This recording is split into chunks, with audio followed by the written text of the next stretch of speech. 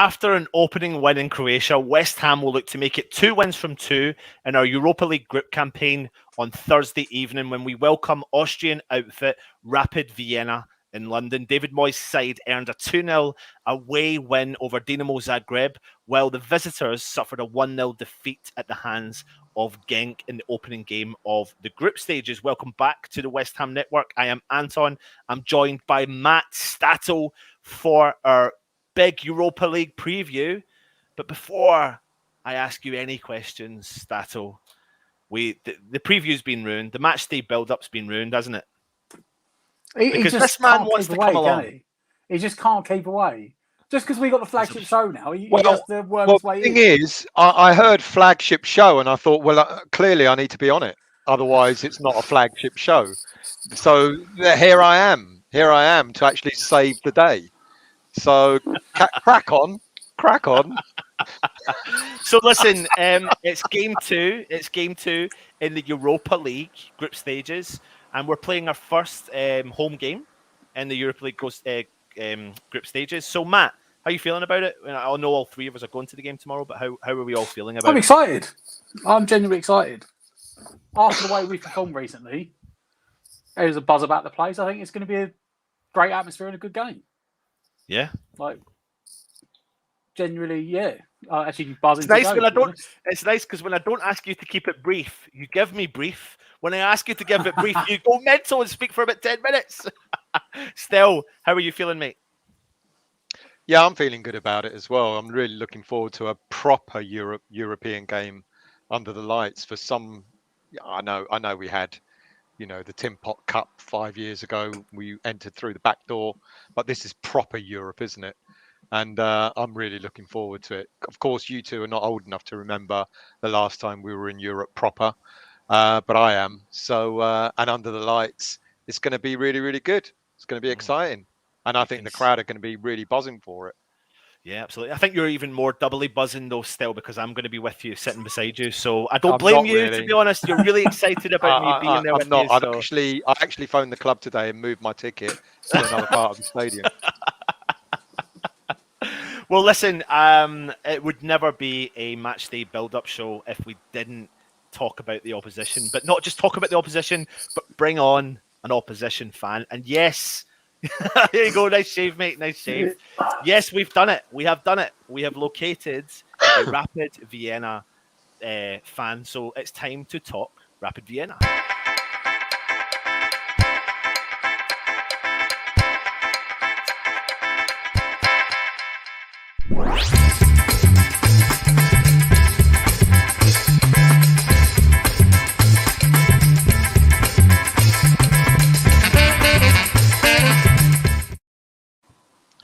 It should be Rapid Vienna, not Rapid Vein. It was W-I-E-N, not W-E-I-N. But apart from that, really good intro. Everyone, please welcome Matthias. Matthias, can you let everyone know, your background, where you're from, and the reason you're a Vienna fan and what you're currently up to, please? So yeah, hi guys. I'm 18 years old. I'm from Austria. I'm supporting Rapid Vienna since I guess I'm 5 years old or 6 years old. My mom took me to all the games in Vienna, and since then I'm a big fan of the club. Supporting them in every game. I'm a member of the club since I guess 8 or 9 years. Got a whole season ticket, and I just love the club, the tradition, the fans, everything. Excellent. Listen, it's an absolute pleasure, and I genuinely, I mean that, Matthias, to come on and talk to us and let us know about, your club, the club you love and support so much. It would defeat the purpose really if us three, would sit here and talk about your club, not knowing much about your club, let alone the fact that Stell, who's just sitting down there, has no clue about football in general.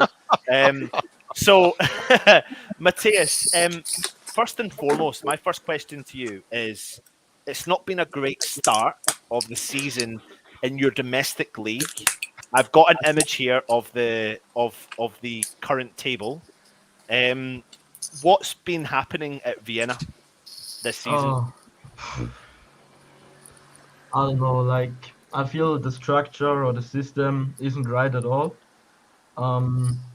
Basically, I don't think it's the coach's fault at all stages, but maybe at some point, he needs to learn how to change the players during the game.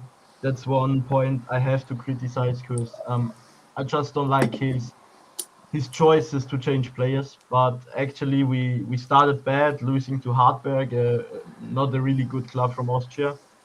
Drawn against Lask, like one of the top 4 clubs in Austria, and afterwards we just got 4 points out of 4 games against the best clubs in Austria, and we lost nearly to every club which is positioned under us every year, like Admira, Hartberg. We lost to them in the cup, in the Austrian Cup. Yeah, we went to injury time, 120 minutes against Admira, 1-2-1. It's not good yet. So yeah, I don't know what's going on. So, we obviously don't keep our eye on the Austrian league as much, but we've got a bit of a keen interest in it now because we've obviously, we're playing each other in Europa League group stages. Now, I'm going to play a video for everyone so they've got a little bit more information, and then you can add to that, Matthias, as well, if you feel necessary.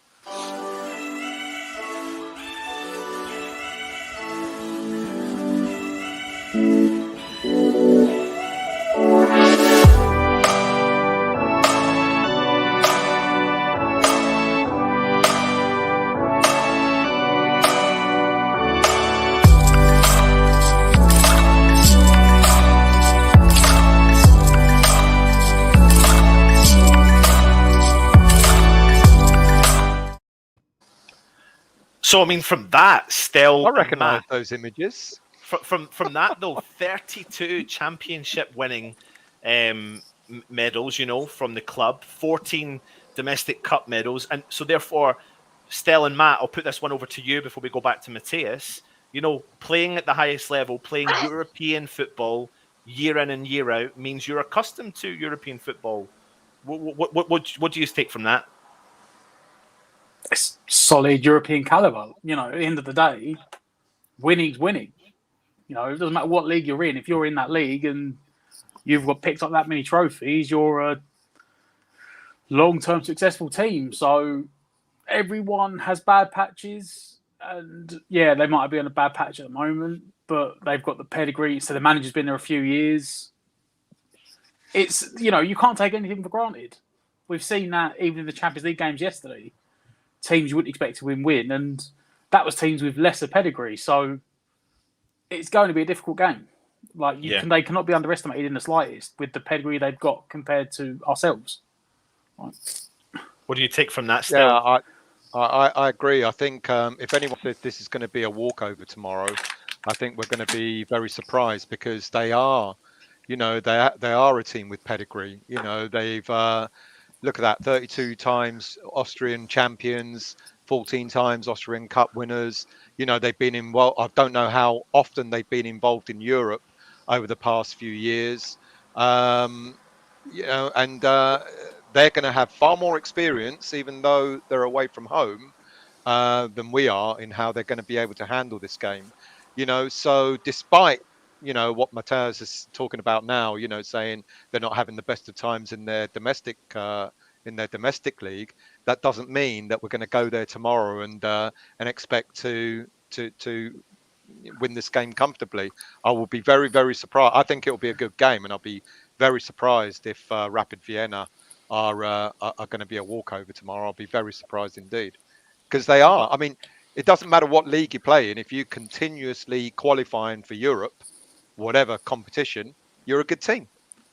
So Matthias, on the basis of what the two guys have just said there, you've won the league several times. How often are you playing European football, and what has the caliber of football been like in Europe for Vienna and being a Vienna fan? Yeah, actually, we are the record participant in the Europa League Oh with, I wow. think it's PSV Eindhoven. Um, we nearly played Europe League every year since I guess 2008. There was always that one club in the group stage which was really difficult to play. Like I've written it here, like Arsenal, Villarreal, Bayer Leverkusen, Valencia, Inter Milano. There are some really difficult clubs we faced, but mostly we had the better game at home, of course. I mean, there we got we call it 12th man, so the 12th man, the fans and the stuff. So I guess a way it's pretty difficult, but I mean we got the we played European League so often, so maybe that could help us a bit, but you know we are in a bad situation, but we might get out of it tomorrow. I mean, with a draw, our fans would be more than happy and maybe forget about all the things happened in the past few weeks. So So, Matthias, can I ask you, of course, listening to the clubs you've played in Europe yeah. against in Europe, you know, Inter Milan, etc., etc. How do you, when you look at West Ham against those kind of clubs that you've played against in the past? What are the thoughts of Rapid fans? Are you all thinking this is going to be as difficult as some of those games that you've had in the past, or are you thinking you're more at the same level as we are? I think it depends on the start of the game. I mean, on paper, West Ham are the clear favorites for tomorrow.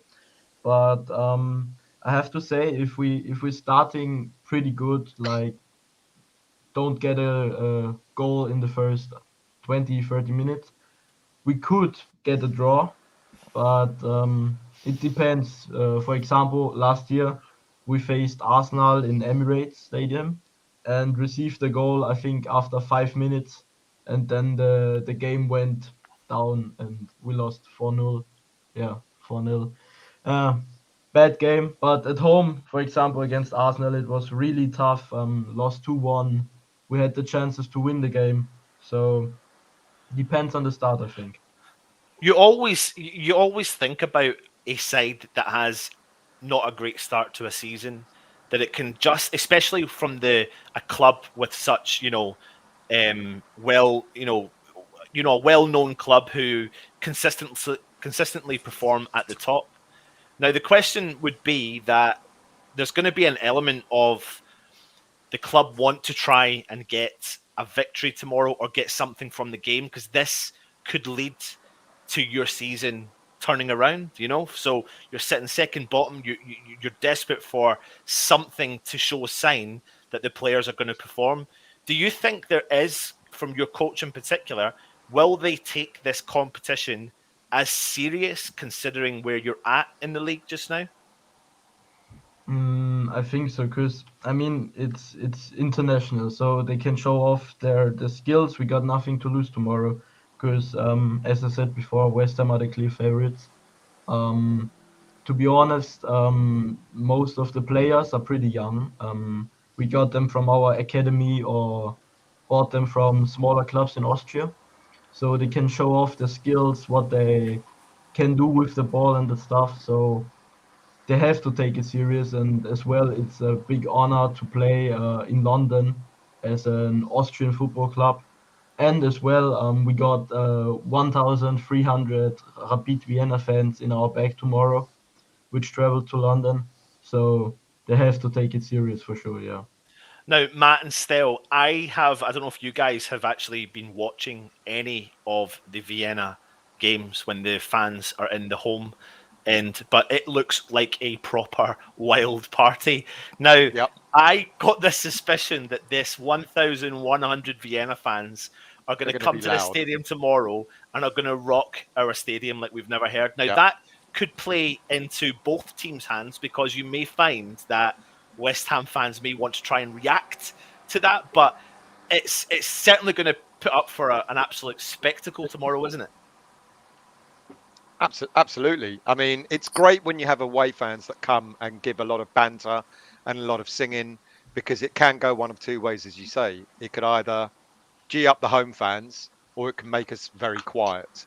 But that is all depending on what happens on the pitch, Yeah. And as Matthias said, if we don't score an early goal, and the longer the game goes on, say a 0-0, the more excited the Rapid fans are going to get, and the louder they're going to get, which will then unease the home fans. Absolutely, yeah. Yeah, Matt. Yeah, it's just like Stel said. It's going to go.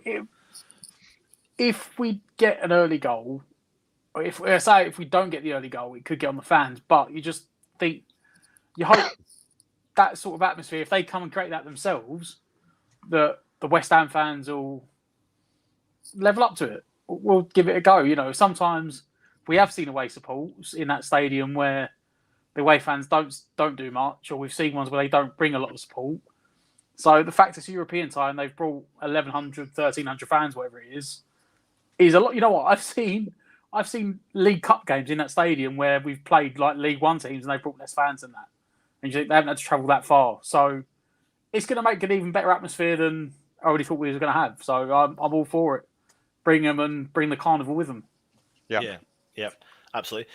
So Matthias, last time out in the Europa League, you played Genk, and for you guys, unfortunately, you got beat 1-0.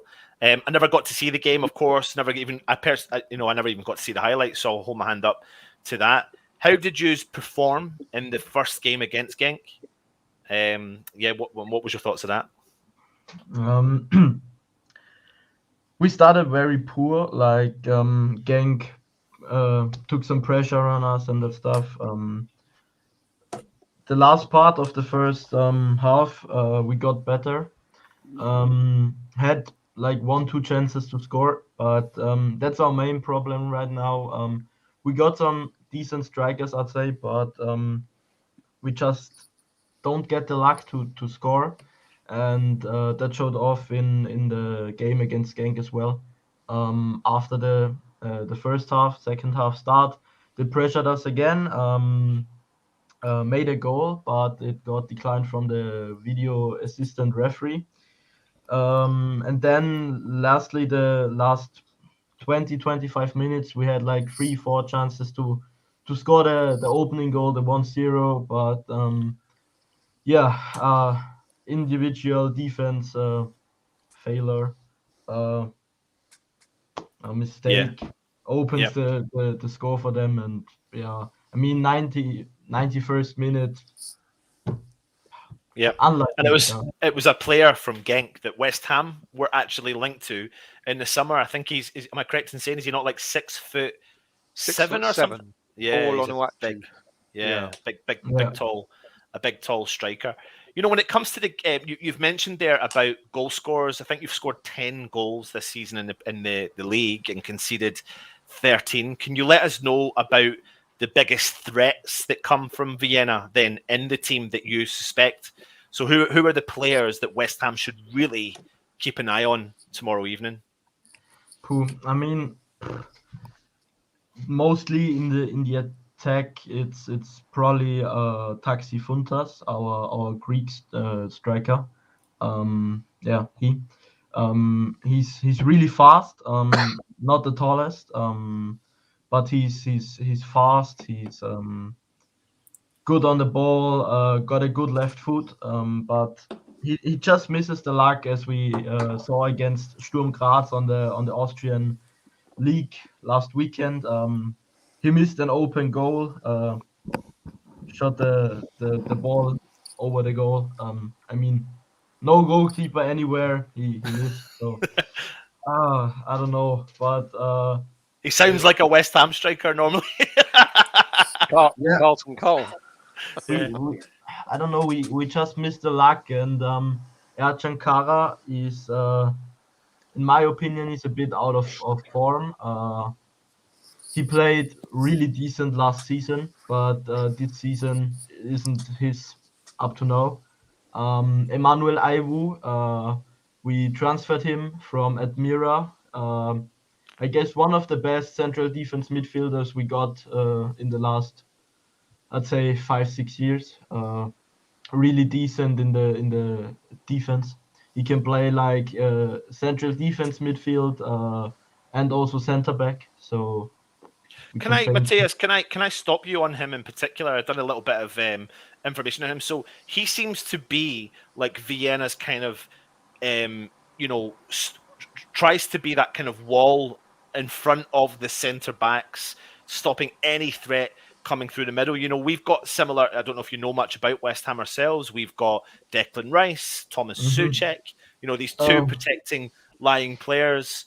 And this player is described in Vienna, I believe, as something trying to be quite similar like that. The good thing about him is he can step back into the central defensive position, like you said. Do you build your team upon players like him? And is that the way that Vienna played? Do they always have that kind of protective shield in front of the defense? I mean, it depends on the opponent. As we faced Red Bull Salzburg, who is the all-time leader in the past 10 years in Austria, we tried to focus on the defense, mostly with 5-6 people. Also with Emmanuel Aiwu, who really did his job very well.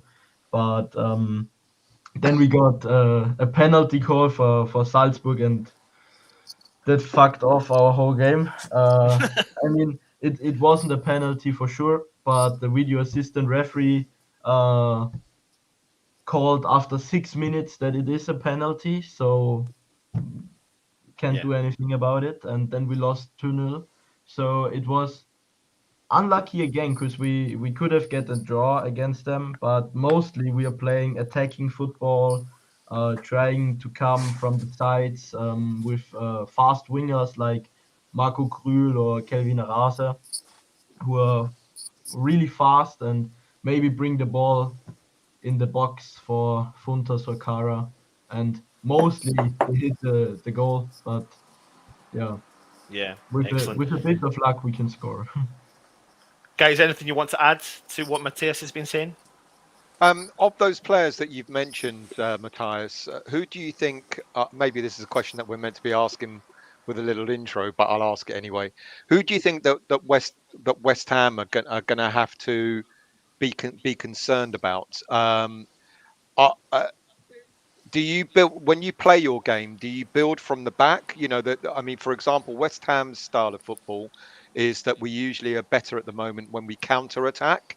You know, so we sit back, we absorb pressure, and then when you our opponents lose the ball, that's when we seem to play better. How does a Rapid normally play? What sort of approach do your coaches take? Are you a counter attacking team, or do you go for on the front foot? How do you set yourselves up? Mostly, we're playing pretty attacking football, I'd say. As I said, balls on the wingers, with the fast ball in the box. But if they get nervous, the players, we start throwing long balls, um, which isn't the best tactic because the most players of us are pretty small. So we don't win the balls next to the box. And I mean, in my opinion, the best way to play, and that's the way we try to play, is from the back on the wing and then go all the way in, maybe alone or even with the pass in the box. So we don't sit back and wait.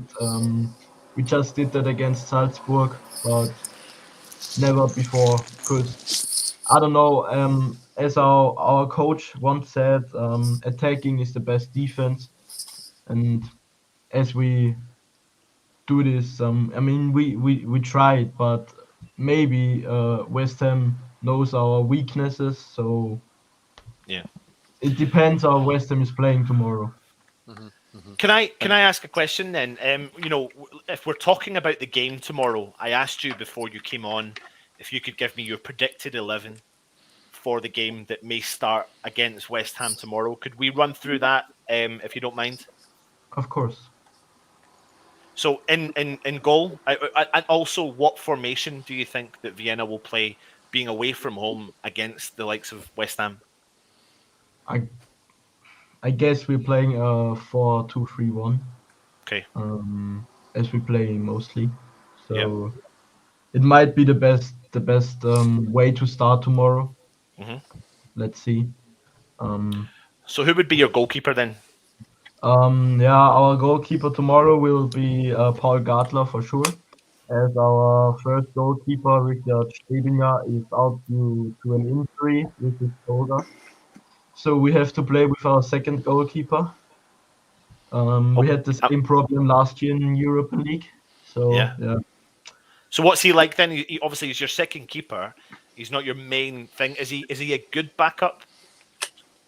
I'd say yes. Yeah. Because I mean he doesn't get his playtime when Strebinger is playing. But when he plays, he's a solid keeper. Doesn't make much mistakes. Last year in the Europa League, he was solid against Arsenal, against Molde. I really like him, so it's not a Perfect. bad backup for Strebinger. Yeah. Okay. Then defensive. Then who's going to be your defense players? Yeah, I guess it's on the left back. It will be Max Ullmann as always. I guess he's the man who plays the most for us. Just going from one box to the other, the whole game, 19 minutes, 90 minutes.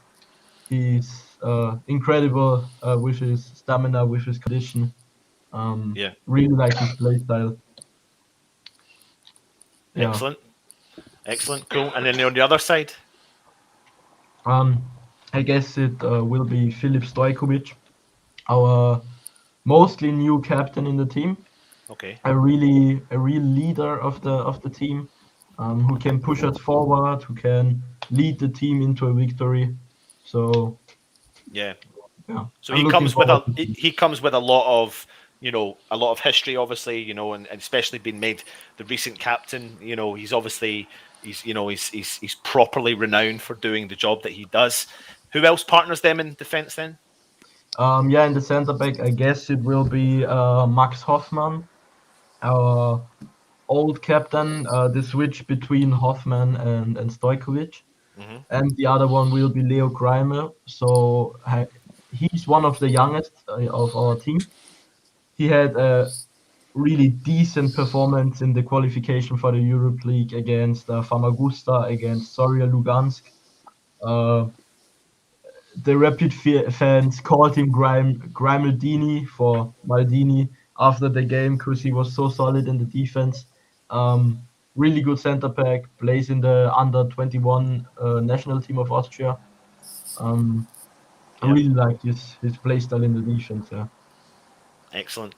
So I mean, it sounds like they've got good, young, talented players, and also a mixture of players that have got experience of being there in defence. Moving forward, then into the midfield, you mentioned the man that would be playing central defensive uh, midfield. How do you Mm. pronounce his name? Iwu. Aiwu, yeah, Emmanuel Iwu. Aiwu, yeah. Yeah, cool. So he'll be in there. Who would be partnering him in the midfield? It depends on the coach, but I hope and I think it will be Robert Jubicic. Um, we also bought him this season from the club from Austria, which was relegated this season. Um, really decent defense midfielder. He's the brother of Dejan Jubicic, who was the captain until last year. Then he left our club to the German Bundesliga. So also he might get the leader in the next years. Maybe get the Okay, captain as well. cool, excellent. And then keep going then with the midfield. Yeah, I mean, on the wing, I guess it will be Schick, Arase, or Ballo. It can depend, or it will depend on the coach tomorrow, because we got Tiano Ballo from the under 23 team from Chelsea. Um, Schick is, I guess, he's the most confident player. Learned much with young boys Bern and that stuff. Maybe he's the one to play tomorrow, because Yeah. yeah. So will that just depend then really on what mindset the coach is going to go for tomorrow? If it's going to be how attacking it will be, depending on the player they put on the wing. Then Can you repeat it, please? sorry. So does that depend on what formation and what style of play the Uh, coach will want, depending on which player plays in that role yeah, tomorrow? yeah. Because Tiano Ballo is mostly the one who's going forward, like a right striker, I'd say. Hmm. And Schick is more the defense winger who's helping on the right back. And Arase is more like Ballo, but in my opinion, his shooting skills and Yeah, scoring skills aren't that good as they are from Ballo. So I hope yeah. we see Ballo, but we might see Schick as well. So Brilliant, excellent. And then moving forward with the rest of the team, then Matthias. yeah, I guess on the left wing it will be Marco Gruel. I mean, we don't have much options on the left side. One of the best players we got this year, in my opinion. Really confident player. Got him from S4 Reach from our league. Scored really much goals, I'd say, in the first games. Also Europe League qualification. And in the attack as striker, I guess it will be Ercan Kara, and behind him as the back striker, it will be Taxi Funtas as always. So Yeah, Ercan Kara and Funtas in the striking position, but they might switch to a double striker position. yeah. So as the game goes, we might play with two strikers or just lay down with one striker and one behind him. So yeah, mostly Guys, about. Matt and Stell, I mean, this for me, this gives me such a good inside knowledge on the opposition. You know, we could sit here all day long and try and predict and see what style of players that Vienna have, but by having Matthias on adds great value, in my opinion, to these shows. But just to even our knowledge of the opposition that we're about to come up against and what we're going to expect. Stell, do you want to ask the question? Well, it's an interesting question here from Hammerette to you, Matthias. Do you have the same squad, or is it better than the team that played against Arsenal twice last year? And we know, you said earlier in the show that the team are not doing so well. But one question I didn't ask was, have you lost any key players, or have you improved on the squad that you had last year? It's difficult. I'd say on the paper, we have improved, but all in all, it got a little bit worse because we lost our youngster Yusuf Demir, who went to Barcelona, um, which was a really big star. We subbed him in like in the 65th minute or something. He was good to score. Got the prediction for the perfect pass and that stuff. So we lost him. We lost, as I said, Dejan Ljubicic, our old captain, to the German Bundesliga. Uh, it's difficult to say. I'd say the team is better than last year against Arsenal, but in the current state, it might be worse than last year. Another question on that: as a fan, of a team like yours, when your players go to these so-called bigger clubs like Barcelona, and are you happy for them because they're progressing their careers, or do you wish that they stayed at Rapid? We have the same situation with some of our younger players. Declan Rice. There's speculation every day of the week that he's going to go to play for Manchester United or Chelsea, or always bigger clubs. How do you as a fan feel when your players are always linked, or they end up going to these European clubs? Yeah, I mean, the change of Yusuf Demir to Barcelona. In the first fact, I mean, it hurts because he was a really important player for us. But I mean, I support him since he's, I guess, 16. Now he's 18. I mean, he's 18. Got to went from Rapid Vienna to Barcelona. Is playing in the main squad. In today's Champions League game against Benfica Lisbon, he's on the bench. played some games from the start in the Spain league. So I'm really happy for him because I mean it's a big progress to change from the Austrian league to Barcelona and then like sitting on the bench because firstly it was the deal that he will go to Barcelona B, so to the worst Barcelona clubs team, yeah. But Ronald Koeman, the Barcelona coach, was so impressed by his play style and his skills, so he took him in the first squad, and now he's on the bench or in the game every game. So I'm really happy for him because he might be a really big and decent player in the next years. Cool. Yep. Great answer. Matt, have you got anything you want to add to Matthias? I was just going to say thanks for the information. Like you said, I was trying to do some information today, but I couldn't get anything near what Matthias has just given us for the last half an hour. The information has been like brilliant. Yeah. Yeah. Yep. It really has, Matthias, and it really does add total value to not just to me, but hopefully everyone who's watching as well. When it comes to West Ham, do you know much about our players? And if you do, is there any particular player you fear the most? I mean, West Ham isn't the club in England I watch the most.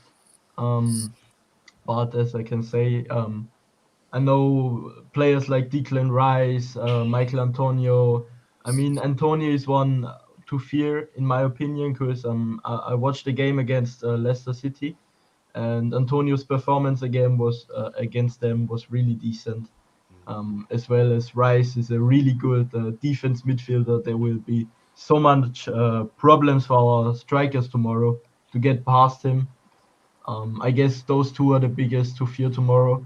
Maybe I don't know if wait, give me a second. No, that's fine. That's cool. You're just looking for a player. Yes, but I lost the name of him. Wait. Is he? uh, Is it? I can name a few if it helps, but Benrahma, Fornals, Thomas so Suchek, it's yeah, it's Andriy Yarmolenko. 'Cause, Yarmolenko.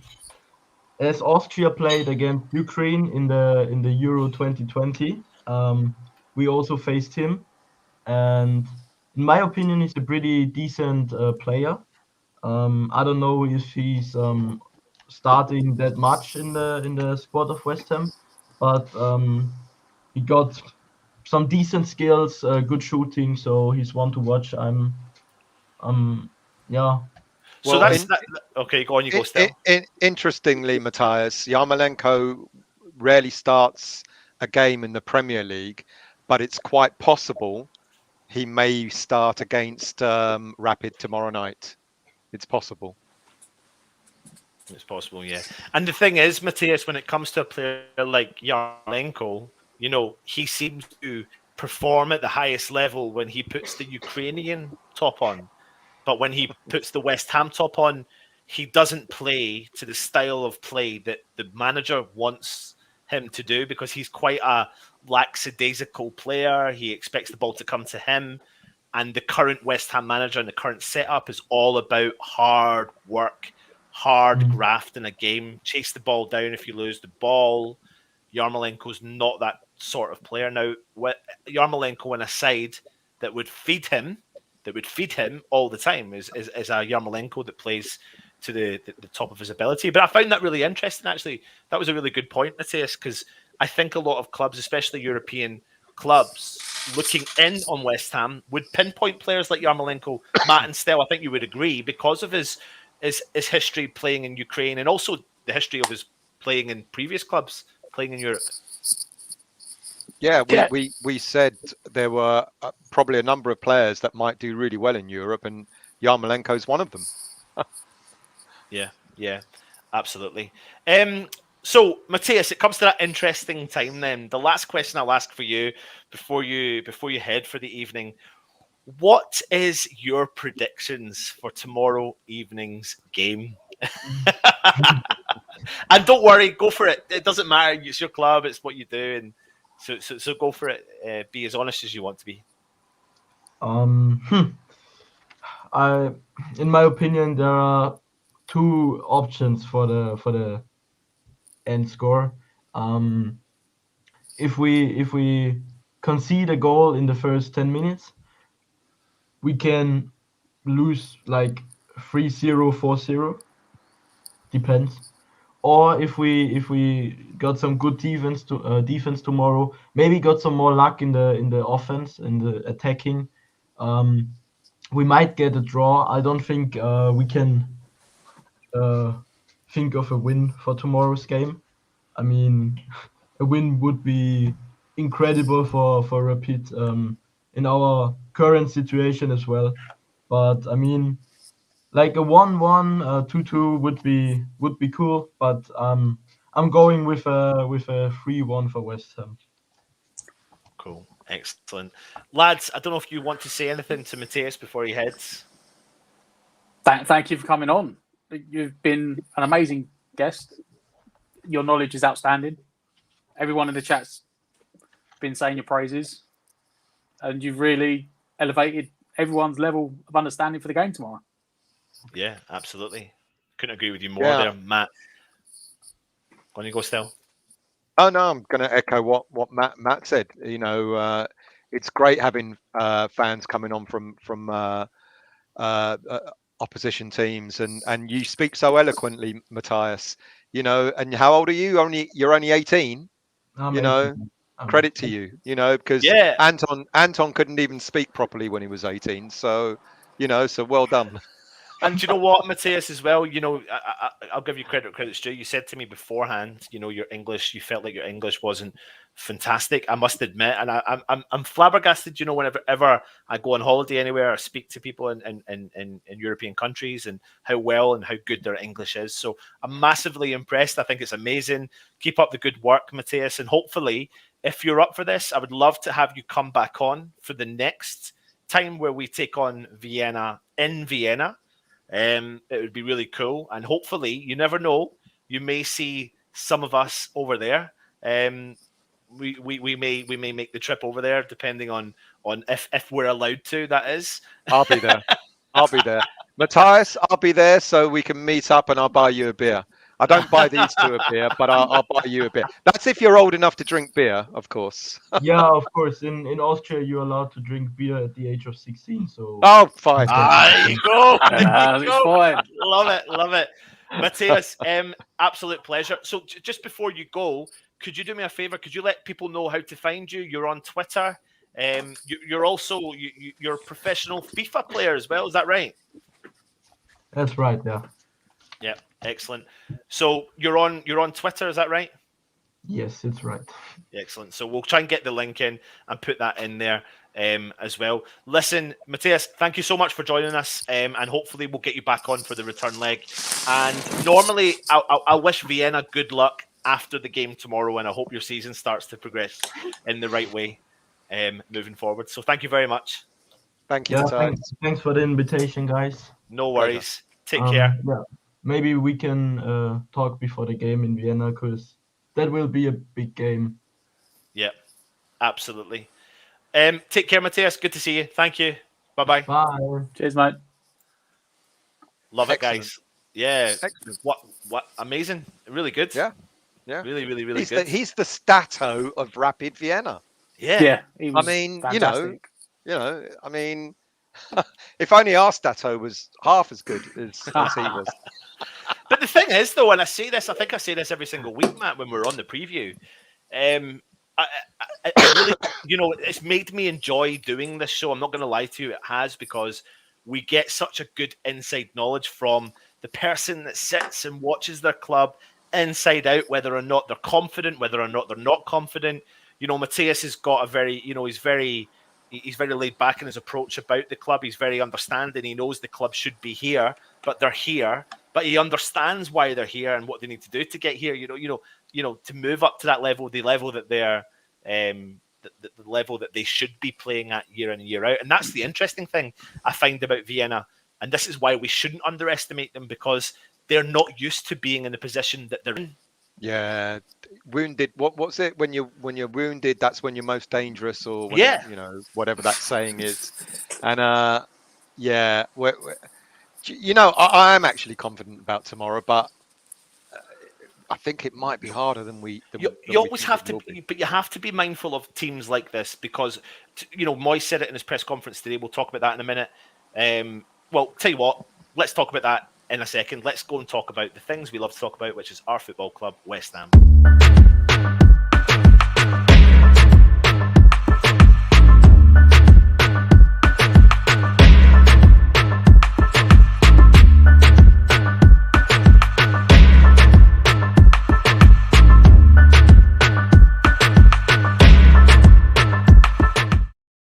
Now, at least I spelt West Ham right. Now, listen, I did have Let's Talk Rapid Vine properly. I actually had it as Vienna, and I thought, I'll put a nice touch in and I'll actually write And the spell way it it wrong. does. Great and I touch. spelt it bloody wrong.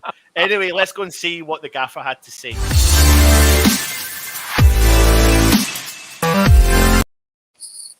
Oh, there we go. So What happened there? I switched the brands on it. So let's just go straight into some team news. He's talking about Ryan Fredericks. He's not available from the injury. We've got a bit of a doubt about Vladimir Sofal as well. Apart from that, we've got a good feeling about the team and we'll be ready to go again. So I'll put this one to you, Matt. What do you think from that? He said Fredericks is out, and by sounds of it, he's not playing Sufal either. Like, it just, like the fact he said that, and obviously we've still got. I mean, we've got. Is it after the Brentford game that we've then got 2 weeks off again? Yeah. So, considering we've got that little period of time left now, it's literally Thursday, Sunday, 2 weeks off. I don't think either of them will play. I think Sufal will probably be saved for Brentford if he's saying he's touch and go. Yeah. So he's probably telling everyone, someone else is playing right back tomorrow night. It's not starting two. I think what obviously happened there was he really wanted Sufal not to play the League Cup game, but didn't expect the Fredericks injury, and that's probably catapulted this. So what he's doing is probably carrying something on and just ruling him out immediately and not even taking him as part of the squad. Ryan Fredericks, though, was seen in training today doing individual work. He's running around the park. No, there was no problems there. A bit like what happened in pre-season with Issa Diop. So he's on an individual program. So it's positive news regarding Ryan Fredericks. I don't think there's anything drastic that we first anticipated. We had a bit of an open training session. So I think Tom Clark, part of Football London, reported and shown a video of him on the screen running around. So that's a bit of positive news. Let's just move in. I'm not going to talk about absolutely everything that Moyes said because we've done the press conference earlier on today, but he talks about playing in the Europa League at home. It's incredibly exciting. It's an achievement where the players put an enormous amount of work into reach. We'll have a huge crowd here tomorrow for a Europa League group stage game. The players are in form and in good spirits, so we'll go into the game really positive. So, I mean, he's saying all the things we want to hear still. Yeah, he is. Yeah, he's got it as a manager's job to do that, and I think he's going to take the team. The way he conducts his press interviews, and the way he talks about the team, etc. You just feel it fills the fans with confidence, doesn't it? Yeah. And it's great. It's great to see, and it's we kind of you look back on the Pellegrini era and. How dour he used to be. I didn't think about it back then, but how dour he used to be in his press conferences, post and pre-match and post-match. And Moyes comes in and everything he talks, he talks everything in a positive way. And it gives you not hope, but it makes you feel good about the game that's coming up. It's great. I think he oozes he does ooze a lot of class when he does these things, when he talks, when he presents himself. The fact is, you can say he uses class because he doesn't just walk the walk, but he doesn't just talk the talk, he walks the walk. He's ever since he's come back to the club, he said he wants to do something and build something, and that's exactly what he is doing at the club just now. Let me move further into his press conference. He talks a lot about Declan Rice, who joined him on the press conference today. He's such a good player. I don't like saying it in front of him, but he's arguably one of the best young midfield players in Europe, if not the best. Every time he plays, he's got a responsibility for himself. He plays for England. Every time he turns out, he has to play really well. Overall, we're really happy with Declan and what he does. His performances have been excellent, and I hope it continues. Do you think there's anything in the fact that Declan Rice went to the press conference today. I know he's the vice captain. I know they do that. I know they take the captain there. But is that a hint to say, the nod to say that Deckers is playing tomorrow? I would say so. If he's taken him with him, if he's the one that sat and done the pressers, If the thing is, if Rice wasn't going to play, then you might as well have just taken Noble. Because technically Noble would still. I think, is it realistically now Noble's the club captain and sort of Rice is the first team captain? Well, officially, no. I think officially it was Rice. Rice is like the vice captain. Yeah. But I mean, the way it really is like he's the club captain and Rice is the team captain, unless Noble comes on the pitch. So it's quite a statement of intent that he was at that press conference today. Oh, but the thing is, as well, we need to consider the fact is that West Ham fought so hard to get European football last year. So we're going to be in European football. Why do you not just play out your best possible 11 you can put out? And Declan Rice will not want to play this game tomorrow, especially after the game against Zagreb, especially scoring a goal. And the run that West Ham are on, let's not put any doubts about this. West Ham have been on a run for 2 years nearly. Not just, it's a run, but so it's not really a run anymore. It's the new way of thinking in the West Ham world. But these players want to perform at the highest level, and I think Declan Rice wants to play as well. I'll come on to the statue in a minute. He talks about Vienna. He says, we go into this game, I'm sure, as favourites, but I give Rapid Vienna respect as we do all clubs. We've watched them closely and we'll give them all the respect. They have more experience than us in Europe in recent times, so we have to be really careful in that. It's a valid point, isn't it? Yeah, Still, look, Moyes, Matt or whatever. Moyes does his research, doesn't he? Like he always does every team we play. And from what Mateus just said, they sound a lot like Leeds. So they're not very big. They like playing attacking football. They play with either a 4-4-2 or like a 4-3-3. So Moyes have done his research on them to make sure he knows a way to win. But he will be respectful, but he's not going to be, when I say respectful to Moyes, I normally think of like Man City and Liverpool. I'm sorry. Yes. It was getting untamed. It needed a shave, so it just came off. And when we're at it, actually, Matt, tell everyone how what they can do for Manscaped if they're interested. There you go. You get 20% off free shipping using the promo code West Ham Network at Manscaped with your first purchase, I believe. Yeah. Yep. There you go. You get a nice shave. Not up there though. It's down below. Oh, you can use it anywhere. Trust me. You can. I know. Just don't do both at the same time. Yeah. Right, cool. So I just got slightly Manscaped. I've totally sidetracked there. Let's go back to the press conference. He then goes on and talks about the squad competition. We've got a squad who've shown exactly what they can do with how well they played in Manchester and in Leeds. We've probably used the best part of 20 to 22 players in the last two games. They all want to play, so it's difficult, but it's a good position to be in because they're all in good form and feel well. What do we take from that still? He's giving credit to every player that's appeared in a West Ham shirt in the past year and a half. And he's saying this isn't about the first 11. And it's interesting, isn't it? Because we've had a tendency of calling the team, the A team or the first team. This is the backup team or the B team, etc. Moyes is saying this is a squad. This is a first team squad. And it consists of 22 players who are all going to get game time. And they're all going to be mixed around. So don't consider them as an A team or a B team. They are the first team squad. And I think that is also a really good managerial approach to sort of suggest, look, guys, we've got more than 11 players available to us. We've got 20 odd players that are going to give you a performance when they go out. And that's what they've been doing. Yeah, absolutely. I'm going to talk about the game, though, itself. There's always this constant battle back and forth between what keeper will start. We will start to build our starting 11 in a second, but I think it's topical. It needs to be discussed.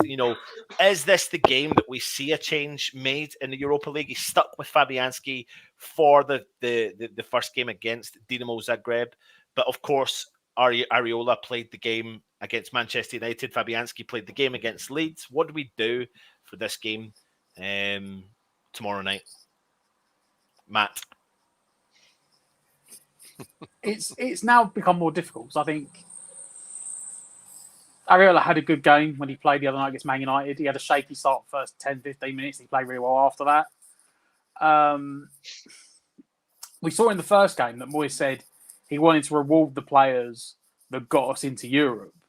Now, does he again want to say, I'm going to reward them by giving them that one home game as well to run out in front of the fans? Or is he going to go, I'm going to give him the cup games? Because it does look like Areola is going to be, at least for the meantime, the cup goalkeeper. You know, he played the League Cup game. But it's David Moyes. Like he just said, like Stel said, he said we've now got a 22-man squad. So he won't feel pressured into picking either way. He'll probably, they'd have known today. He probably told them today who's playing. So the keepers would know. But he could honestly, at this point, probably flip a coin. He's probably said to, look, Fabianski, you're the league keeper. Areola, you're the domestic cup keeper. And then in the meantime, the European spot's up for grabs. I would like to see Areola play, but as I said, he may still be in that I want to reward them for getting their thing, because yes, he gave them the away game as a reward for getting into Europe, the players that played last season. However, he may also say to them, you know what, you get that run out in front of the home fans, and then after that, I'll pick and choose as I want. For me, this would probably be the most difficult position to pick for tomorrow. Because I think we do generally have two number one goalkeepers, which most teams don't. And we're not used to having it. We're used to having, for at least the last probably 4 or 5 years, we used to having a first choice and a second choice. We should have 2 first choices. So it's... This is a good point made. You know, the Brentford game is likely to be busier, so would rather have Areola bouncing around that goal than Fabs. So maybe Fabianski starts tomorrow and Areola's saved for the Brentford game, because that's a really good point. You know, it looks as if tomorrow's game might not be as busy for the keeper as maybe Sunday's game will be. So who's the more athletic? You're absolutely right, Matt. Areola started a bit shaky. Excitable. In his I said first game. excitable. Yeah. Excitable. It's like he wanted to put a stamp on it, but then when he calmed down, grew into it. Yeah. So it's a really good point. Maybe you see Fabianski starting tomorrow and Areola saved for Sunday. Maybe. Or maybe you see Fabianski start tomorrow and Sunday, because that's exactly what Moyes has been doing. I'm not so sure though. I think Moyes, you know what Moyes is like. He eases his players in, even though Areola's had a whole season in the Premier League under Fulham. He'll ease them into the. I'm confused. I'm like Matt.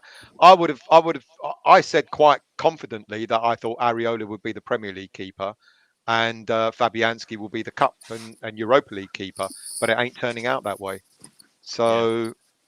Yeah. Well, listen, before we ask everyone in the chat to name their starting 11 and before we build our starting 11, there's one other area I want to discuss, and that's the right-back position. We know Fredericks is out. We believe Soufal is not going to play. Now, I know there's a couple of pictures being uploaded there, and someone in the chat is talking about a young lad Ashby. who is... Yeah, Ashby is... where is the comment here? Alfie saying, got a feeling Harrison Ashby could make an appearance tomorrow. You know, a young Scottish... right back, you know, he's played a couple of games last year in the League Cup, I want to say. He impressed last year. I think he came off of a bad injury, got taken off, but he's been performing in the under-23s, left, right and centre. And he does look like he's a real deal as well at that level. What do we think? Do we think there's even an opportunity, a slight opportunity, that he can even remotely come into the side tomorrow? I did a cheeky show earlier purely about that, because I've got a feeling that you might see a surprise either at right back or left back tomorrow. So I put for me, what were the 3 obvious choices, which are, you know, the under 23 players, because surprising to everyone, if you remember pre-season, we saw Alese play at left back. Yeah. When we just thought, he's just a centre back. And Moyes might just spring us a little bit of a surprise, because you could put Ben Johnson on the right and Alese on the left. You can put Ashby on the right, and and then have Masuaku on the left. And without Soufal and without Fredericks, there's going to have to be a decision made. Well, not without Soufal, but do you play Soufal and run the risk of whatever he's got, which sounds like it's all right but could go at any moment? Do you risk that, or do you decide to put a youngster in? And Ashby, I reckon Ashby could get a call up tomorrow. What do you think, Matt? I think Johnson's going to get a chance to finally play right back. He spoke about a 22 man squad over the last 2 weeks. Johnson was part of that, as was Masuaku. I generally think that's the way Moyes is going to go. I think Creswell will probably get a rest anyway. Or does Creswell now not get a rest? Well, this is it. If you put Johnson at right back, who do you play at left back? That's why I think we might be sprung a surprise. If it's not going to be at right back, I reckon one of our fullbacks is going to be a youngster tomorrow. And I'm not including Johnson as a youngster. I'm including. I generally think it'll be. I don't want it to be, because I don't rate his defensive ability, but I generally think it will be Johnson and Masuaku. Oh God. That's the only way I can see it now, unless he doesn't rest Creswell. But I don't think. Well, he didn't rest Creswell last time, did he? For the European game, he still started Creswell. So does Johnson just go into right back, and then that forces him to swap and play thingy at left back? Well, I don't know. I mean, I think this brings up the good time now to ask everyone in the chat to start naming your starting 11. So if you are watching, put in the comments now your starting 11 for the game tomorrow.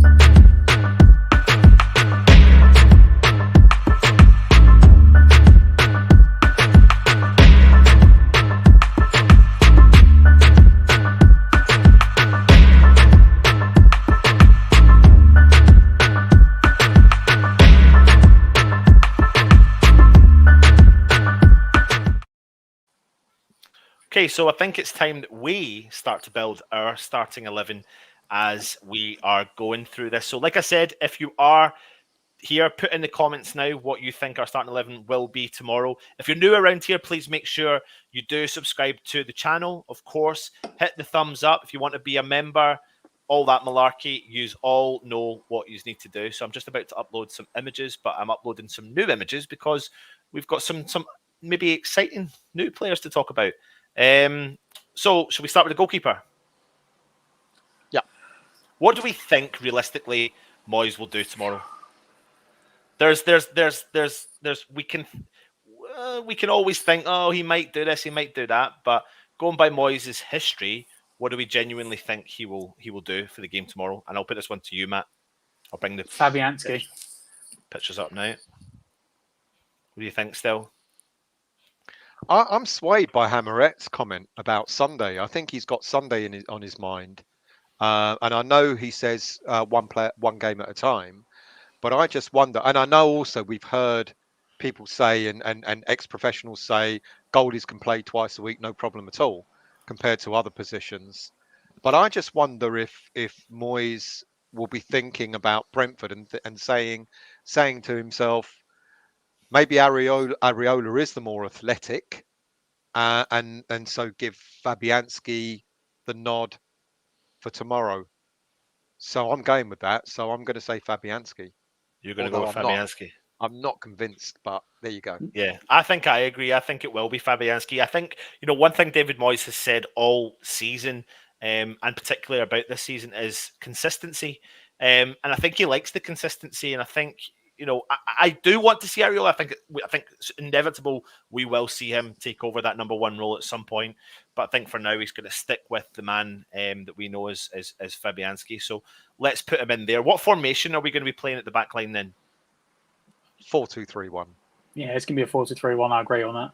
Cool. Right. That's like the go-to formation at the moment. Let's go with our two centre-back pairings. Last time out against Zagreb, we had Zuma, and he was partnered alongside Issa Diop, which really did work well together. But Zuma has been playing a lot of games in the league. We've got Brentford coming up. Does that mean he still starts? What do we think? Me, yeah. I think it's them two. I don't think so. I Who think do- it's Diop and Dawson. Really? I think he'll be thinking of. I think he's going to have Brentford on his mind. He's going to see what Brentford did against Liverpool last weekend, and he's going to say, Rapid Vienna are a decent team, but I reckon Dawson and Diop will handle them. So, still, I get the impression what you're saying is that Moyes is going to look at this game tomorrow and think this is going to be one of our easier games to play on paper. On paper, I'm not saying he's saying that because he's got a lot of respect, but he's got the confidence and the ability we've got in our full squad that he's going to want to keep his strongest Premier League 11 available for Brentford. I reckon so, yeah. But interestingly, it's thrown me that he's had Declan on the press conference. Right, so let's ready get for to this? the midfield in a minute. But I genuinely think it's Dawson and Diop tomorrow. Matt, what do you want to say? What are you going to say, Matt? Zuma and Diop.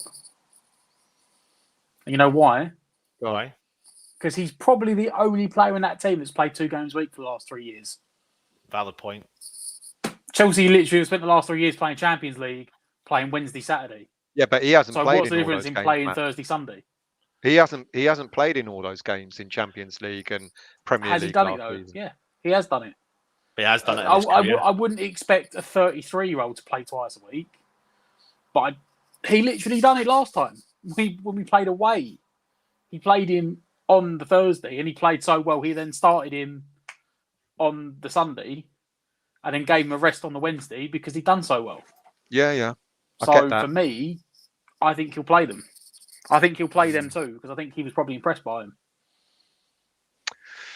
Right. Well, Okay. on that, Okay, we're disagreeing on Matt, that. but Matt sold that to me, so we're going to have to go with a 2. So I think I'm going to agree with Matt on that one. Still, you're saying something a bit different, but I am going to agree with that and put Diop and Zuma in the centre back pairing. Right. Let's go into the left back position then.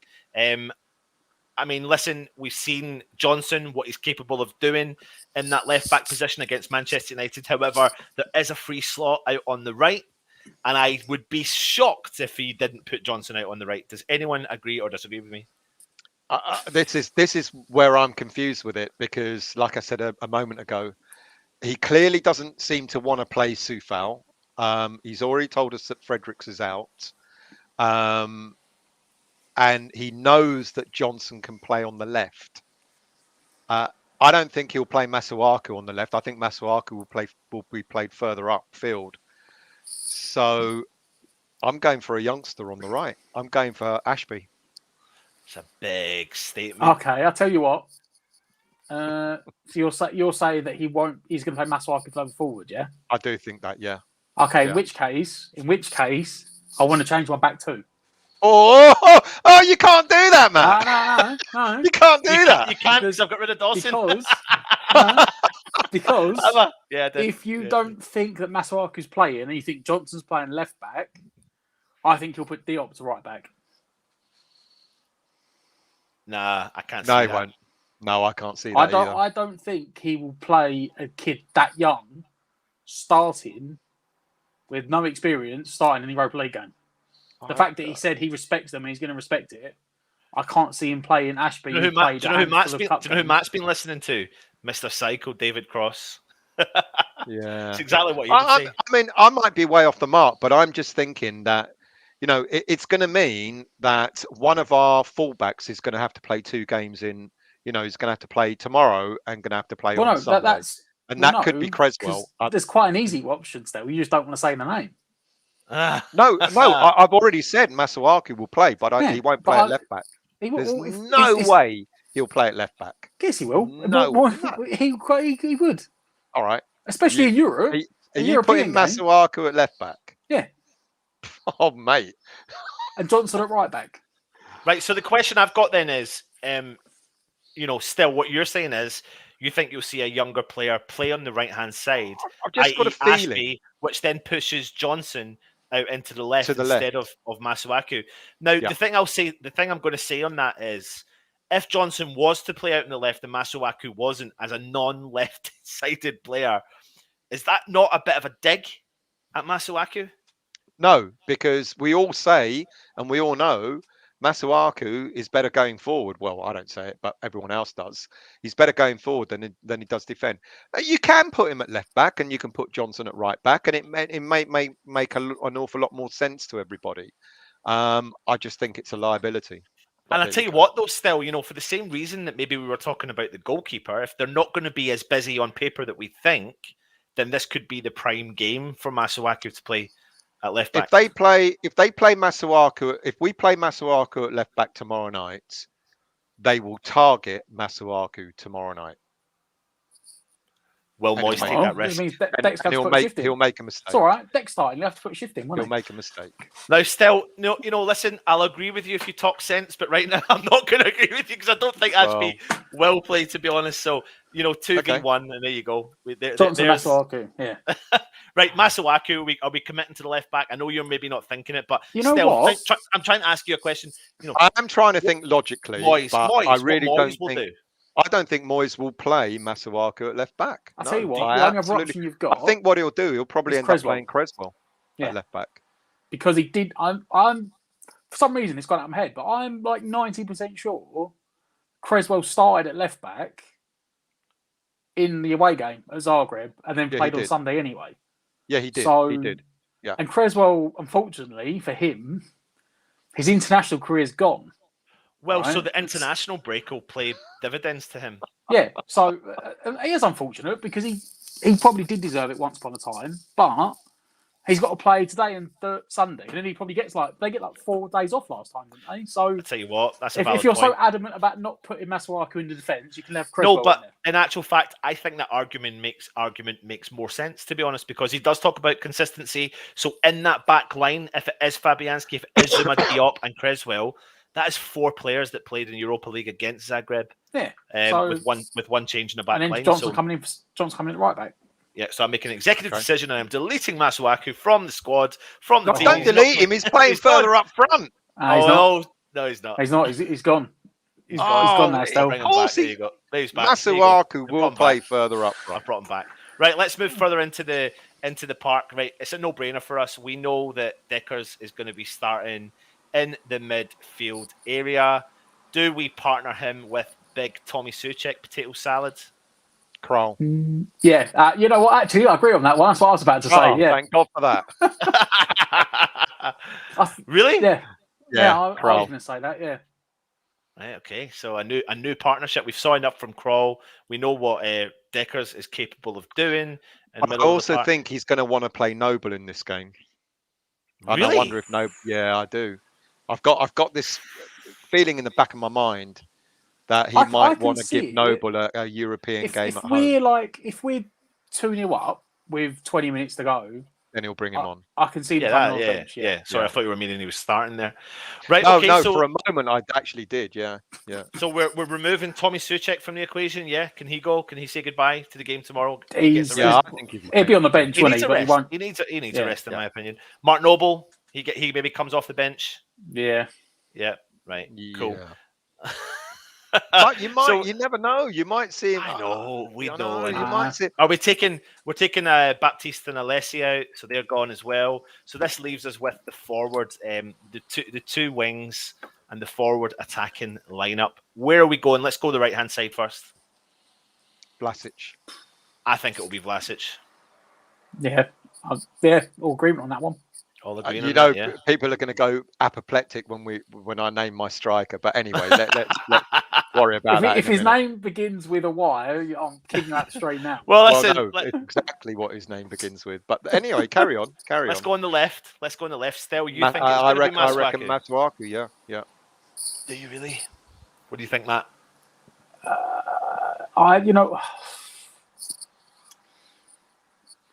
For now, What are the other options? I was just going to say. I'm trying to think. Fornals didn't have a very good game, did he? No, not against The other day. No. You know what? I'll be honest.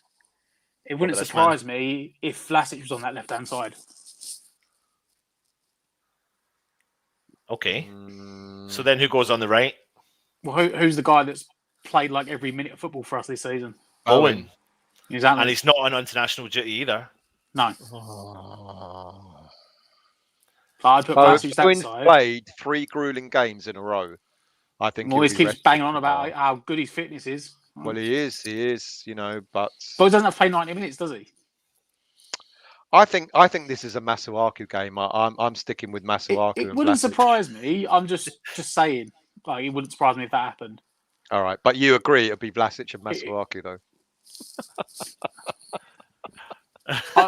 It's a very Moyes thing. You are right. It's a very Moyes thing for him to chuck Masuaku in on that left-hand side. Yeah.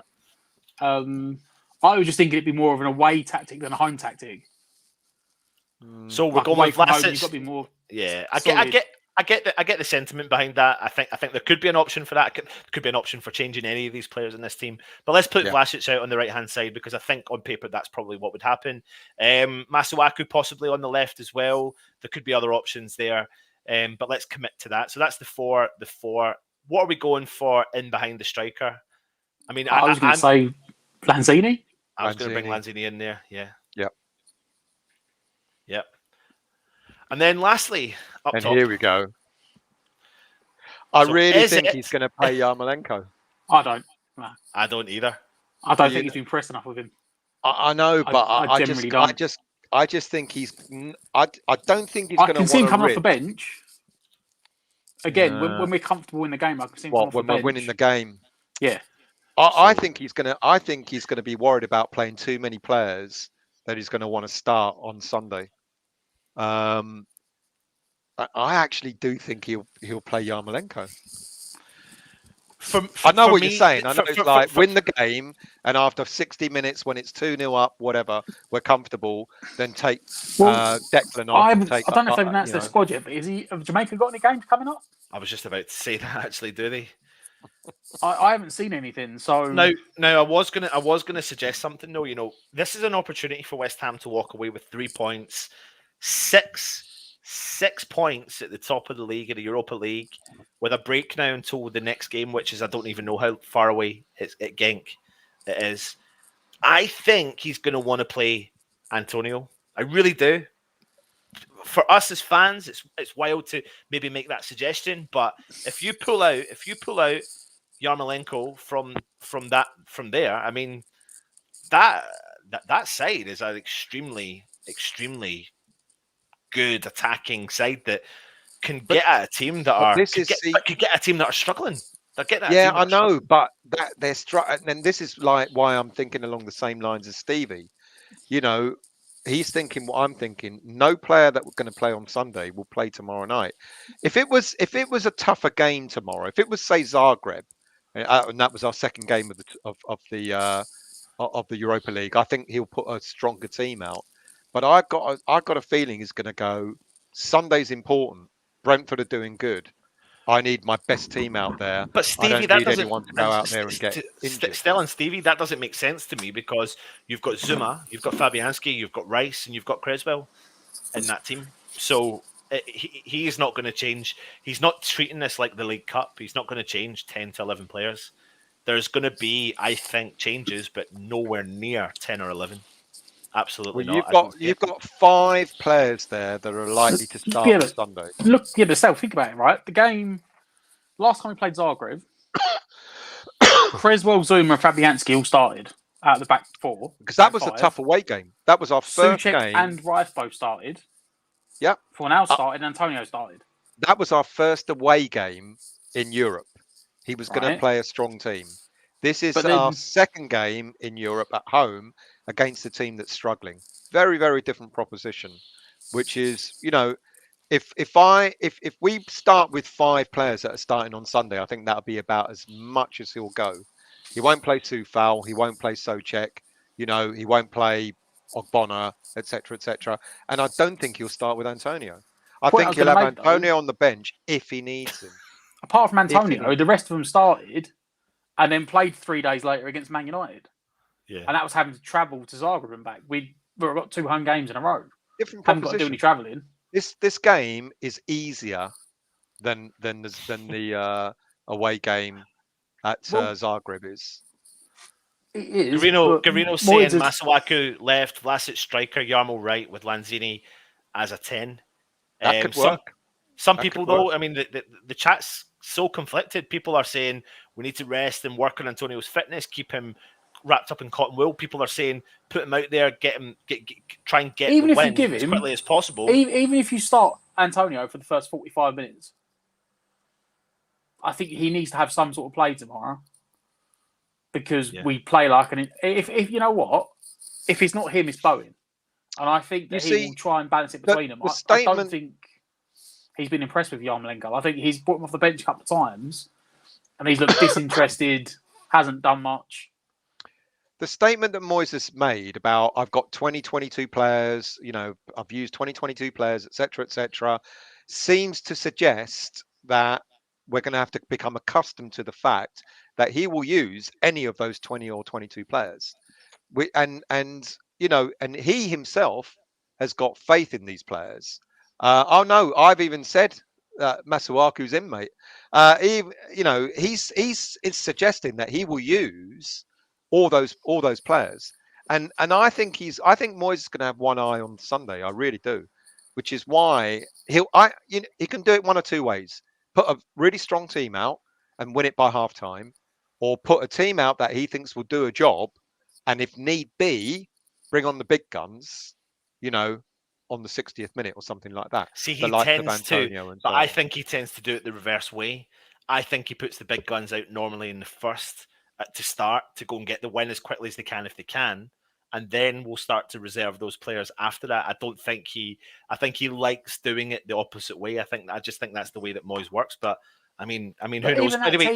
Even that team we've got there though, that's 5 changes, 6 changes from a normal team. Changes, yeah. So that's the thing, because we now have like a 20-man squad of first team players. You've got Diop, Johnson, Masuaku, Krau, Vlasic, Lanzini, all potentially players that wouldn't start on Sunday. So even that, you're only leaving 4 first team players on the pitch. You're only really leaving Fabianski. You're leaving a spine of Fabianski, Zuma, Rice, and Antonio. The problem I've got with the 5 players that will likely start, that could start on Sunday, being Fabianski, Creswell, Declan, Zuma, and Antonio. Of those 5, 2 are have been and are prone to injury. Creswell and Antonio. You lose one of them tomorrow in a game where you should win comfortably with the likes of Yarmolenko up front, etc. You lose Antonio tomorrow with a hammy. You're going to have a tough time of it against Brentford on Sunday. That's why that's the thinking I'm coming from. But the thing is, to add to that, to be the kind of devil's advocate to that, is that's the way that we've all felt about Antonio all season. But Antonio plays every game all season.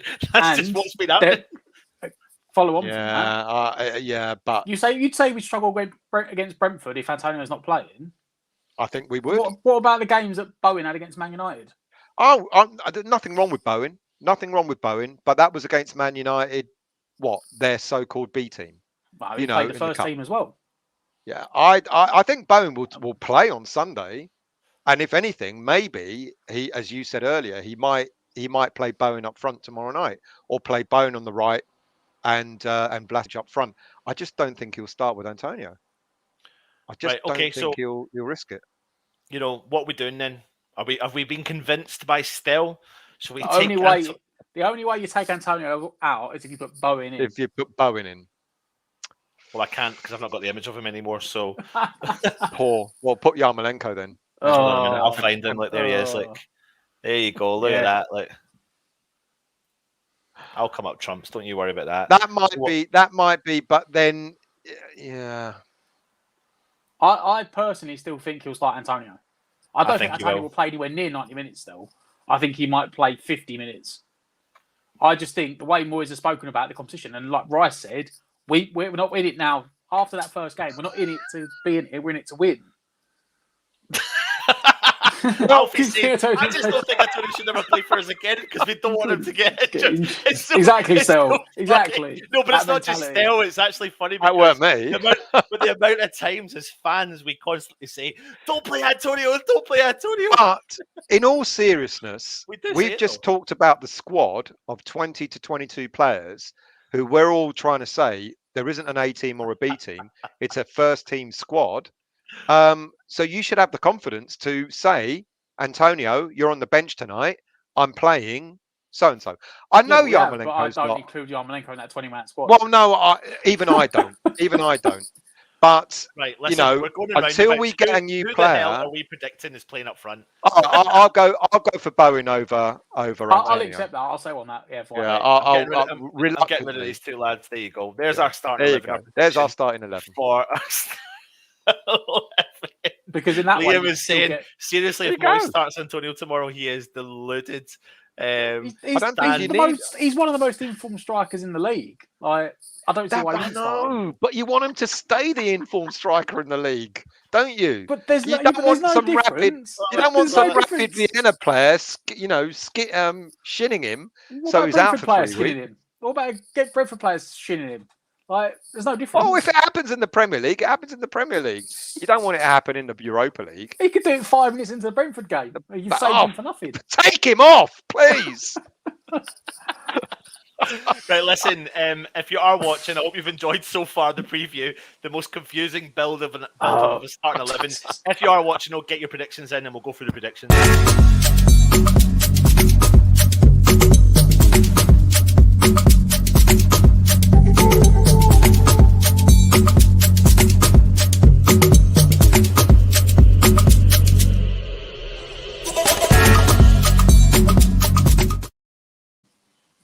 Right, let's go round the room. We're all going to be at the game tomorrow. Matt, where are you sitting?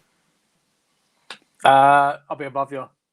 I mean, I'm above my brother, aren't I? Oh, right, okay. Oh, you should have came down. I've decided. Stell was pestering me to sit beside him, so I've got my ticket sitting beside him. Honestly, the last thing I want is to have you anywhere near me in the ground. It's Dan. It's not Dan. It's not a quiff, mate. He's been to the. He's been to get. It's what are they called? He's been to the shop and he's had something put on his head, stuck on his head, I think. A bit like you. Is that a rug that you've got now stuck on your head? Are you actually going bald under that? Yeah. I thought so. Absolutely. Right, come on. Stato. We had Matthias earlier on, Rapid Vienna fan, predicting a 3-1 win to West Ham. So, what do you think? I'll one up it. I'll go 3-0. 3-0, clean sheet. Yep. Who's scoring the goals? Yarmolenko? Hat trick. Who's going to score goals? I think Vlasic will score. Right, okay. I'll go Vlasic. Rice.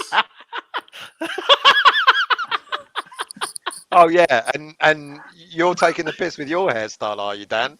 Ha ha, radio. Right, I'll go 3-0? Vlasic, Rice, and Lanzini. Right, cool. Stelios. I was going to go for a 3-0 as well. And I was going to go with Vlasic and Lanzini as well. And just to piss you all off, Yarmolenko. Mate, I won't be pissed off if he scores. If he goes on the pitch and runs about tomorrow, I won't be pissed off. There you go. It's just Yarmo, Lanzini, and a header. Well, who does the head belong to, Stephen? Masuaku header. Masuaku's going to score 25 yards. Have you ever seen Masuaku head the ball? Ever? Yeah. Here we go. Listen, really? Howard Ailes is saying 5-0 Masuaku hat trick. Crazy Call saying an easy 4-0. Happy Hammer saying 3-1 West Ham Vlasic. Totally, this is first goal. Come on, you irons. Leave a Salo. 3-0 West Ham. London is Clarent Blue. Lee, what is West Ham, mates? What is West Ham? Dan 72, 4-0 for me. Lemon Squeezy. Happy Amoret. I'm usually cocky with predictions, so going to go for a modest 3-0 this time. Liam DA, would you rather Antonio play tomorrow and score a hat-trick or Antonio to play Sunday and score one? Good shout, Liam. I'm sorry, I have to bring this up again. What he's basically saying is he doesn't want Antonio to start tomorrow. He's saying he'd rather have Antonio start on Sunday. Nothing on my hairstyle, mate. At least I've got hair. There you go. Does he, oh dear, 2-0. 4-0 Bo that trick. Come on, you irons. Epic ass time 10-0. Neil T. 3-0 if Antonio starts up front. 0-0 if it's Yarmolenko. Patchy 5-2 West Ham. Vlasic 2. Masuaku, Lanzini, Dawson. And Neil B 3-0. Happy Hammer 82. West Ham 3-1. Vlasic to get his first goal. Happy Hammer 3 goals. Bowen, Vlasic, Benny, James Bong 4-2. Stevie B 3-1, Yarma, Lanzini, and a header. Jordan 3-0, Vlasic, Lanzini, Yarmolenko, Dawson header, crazy call. Bowen 2, Vlasic 1, Lanzini 1. I don't know how you say his name. Ichlef Hako 3-0, Benrama, Tomo Karamaloko. Tomo Karamaloko 3-0 for West Ham. Eamon, I don't know this team, but the way you guys are talking, I would rather say 4-1 West Ham. Not knowing West Ham, we will score another late goal to win it or level it. Yankee 4-0 Vlasic, hat-trick and Yarma. I'd style my Barnett when I finish growing it out. Liam 3-0 West Ham, Rice, Vlasic and Diop from a corner. Gary J 2-1 West Ham. Alfie 5-1 Yarmo 2 Masuaku, Rice and Johnson. Bowen needs a rest. Oh my god, there's so many comments. I'll come to the end of it there. 2-1 Hammers, Arthur and Yarmo from Gary. Mandy G, if Masuaku left back, 5-4 West. Thomas Lonergan, the Greek Tintin, West Ham. Yes! Tintin! That's your new name! Tintin! That's what we're going to call Well it. done, Anton. I love it. I'm Leave glad it, Salo, we are that's cheered massive. you up. Hope the West Ham fans get behind the team. As Anton said, they go ballistic. They do. Happy Hammerette. We're all confident. I'm going to go for a 3-1 West Ham victory tomorrow as well. I was going to ask you guys, who's the man you fear the most from Vienna? But do you remember any of them? Going by what Matthias said. Who was Can't it? remember names. There was Can't remember the names. Funtas. Funtas, the striker, yeah. But no, it's the other guy that actually, the other one. Is it Kara? Kara, yeah. God, his Yeah. knowledge is Who good. apparently, I was reading, is having somewhat of a Jamie Vardy style career. Oh, okay. He's come right from the bottom of non-league and all the way up to top division this year. So maybe him. Yeah. Just because of the story about him. Excellent. Well, listen, that brings an end to our matchday build-up show. If you've enjoyed it, please hit the thumbs up. If you're watching right now, just hit those cheeky thumbs up. And if you're new around here, please hit the subscribe button, of course. That really does help. Liam says, I look like a bald Sully from Monsters, Inc. I mean, I don't know if that's a compliment or not, but you're comparing to a monster who's in a cartoon. I fear Dawson for Vienna. Listen, it's been a pleasure to have everyone here. It's been a pleasure to have you, Stato. Not a pleasure to have you, Stel. Stel, I look forward to seeing you tomorrow. I'll give you a nice big cuddle again. I'll put you in my I'd rather pocket. you didn't. I'll put you in my backpack and I'll walk you around the stadium. I'll take you to your seat. And you know what, Anton? It's been a real pleasure that we didn't keep to the 1 hour that you said you were going to do. And we've got an hour and a half. That's a proper show. We knew as soon as you was on, it wasn't going to be an hour. Yeah, Right. Exactly. He's gone. He's talking in behind the scenes. He's talking behind the scenes. Before he's still talking. I refuse to. I know you refused. When I said I'm coming on, he went. We're only doing an hour. Is what he said. Hour and a half, proper show. Because we want to give our... Oh, look, hang on. Some Greek going on here. What does that say? I actually don't understand what that says. I don't know. I don't read Greek. Listen, if I don't say goodnight, we'll never say goodnight. Thank you very much for watching. Hope you've enjoyed it. Please join us tomorrow. I think we're going to try and do some live stuff from the stadium if we get a good signal or not. No, let's try and not do what we tried to do last time and stream it from the platform. We're going to go directly from YouTube before the game when the teams are announced. So we'll do like a half-hour team announcements or something like that. And then after the game, Anton, just stand outside the stadium and just do a quick live from YouTube again. We can set them up beforehand so people know when they're coming on. And fingers crossed, we'll have a better connection than we did. We will. Join us tomorrow. We don't know if anyone's kicking about. We'll see if we can do a match day live. I'm not sure if we can, but stay in touch and we'll be back over the next couple of days. Thanks for watching. I've been Anton, Stato, Stel. Take it easy and support the team. Come on.